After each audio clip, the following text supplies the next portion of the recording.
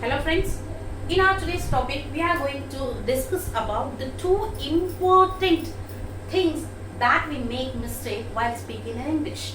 అంటే చాలా ఇంపార్టెంట్గా రెండు విషయాలు తప్పులు చేస్తూ ఉంటాం అనమాట ఇంగ్లీష్ మాట్లాడాలంటే. ఆ రెండు విషయాల గురించి ఈరోజు మనము డిస్కషన్ అండి.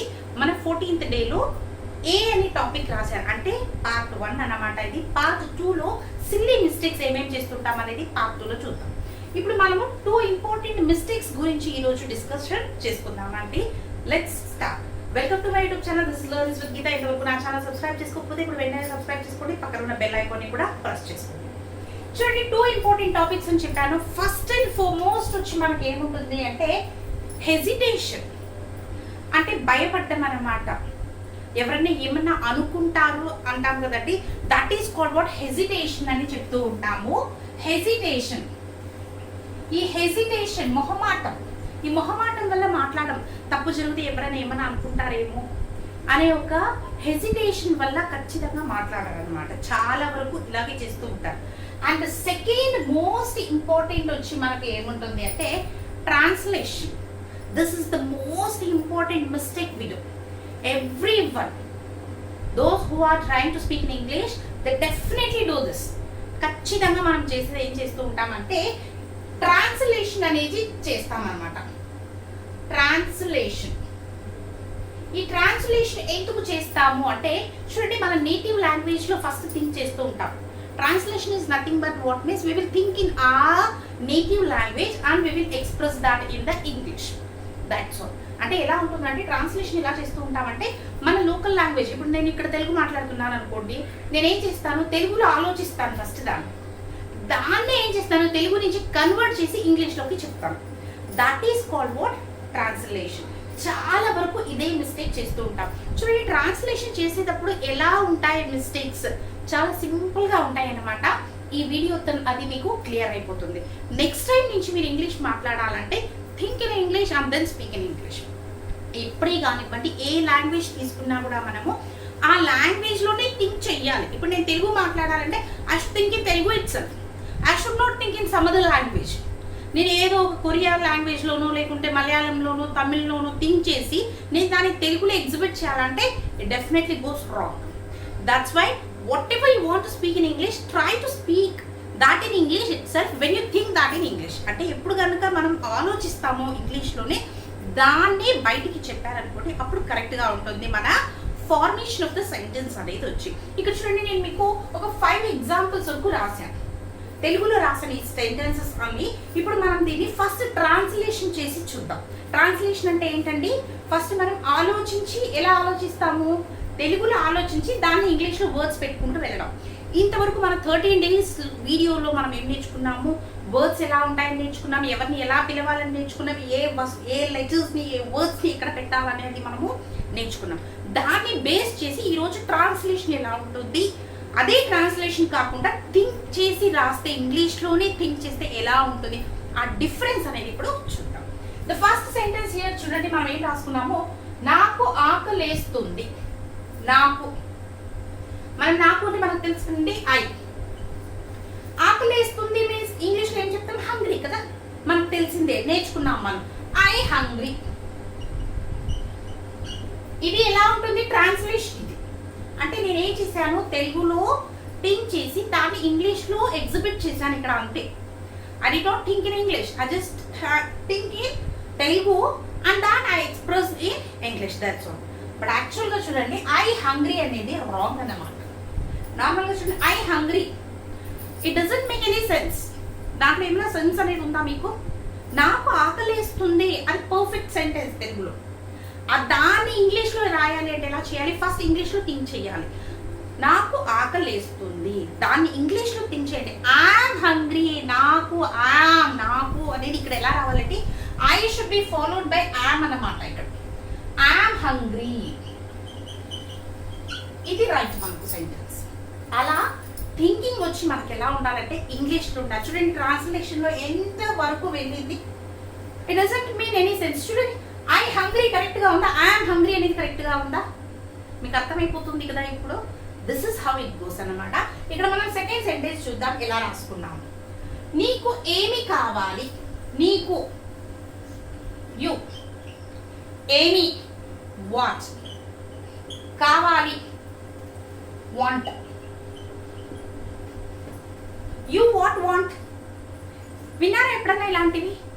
చాలా వరకు వింటాం కదండి. It see when we learn English, when we know perfect English, when we no one is perfect అండి, when we know up to 90% of any language, then we will feel something, no, when someone speaks in this way we feel something funny and we just smile or laugh at them, isn't it? ఎవరైనా మీకు వచ్చి మీకు బాగా English వచ్చింది అనుకోండి, అప్పుడు మీ ఎదురు వచ్చి ఎవరైనా చెప్తారు యు వాట్ వాంట్, అప్పుడు మనకి ఎలా అనిపిస్తుంది? నవ్వు వస్తుంది అక్కడ, isn't or not? But actually చూడండి ఇక్కడ ఏం చేశారు వాళ్ళు, జస్ట్ ట్రాన్స్లేట్, ఆ తెలుగులో రాసిన దాన్ని ఏం చేశాను నేను, జస్ట్ ట్రాన్స్లేషన్ చేశాను అనమాట ఇంగ్లీష్లోకి. But it should not be think in English. ఎలా థింక్ చేయాలి?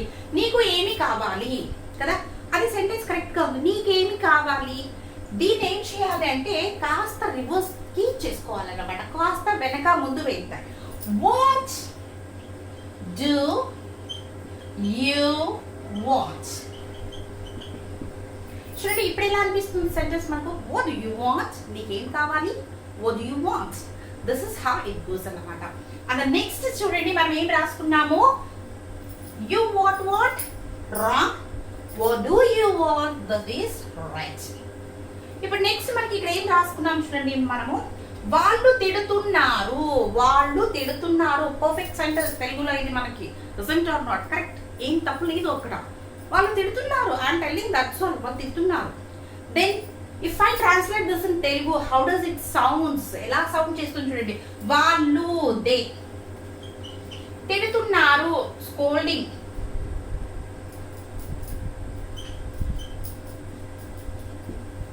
చూడండి కరెక్ట్ ఉందా? దే స్కోల్డింగ్, వాళ్ళు ఎవరిని తిడుతున్నారు? మనల్ని కదా.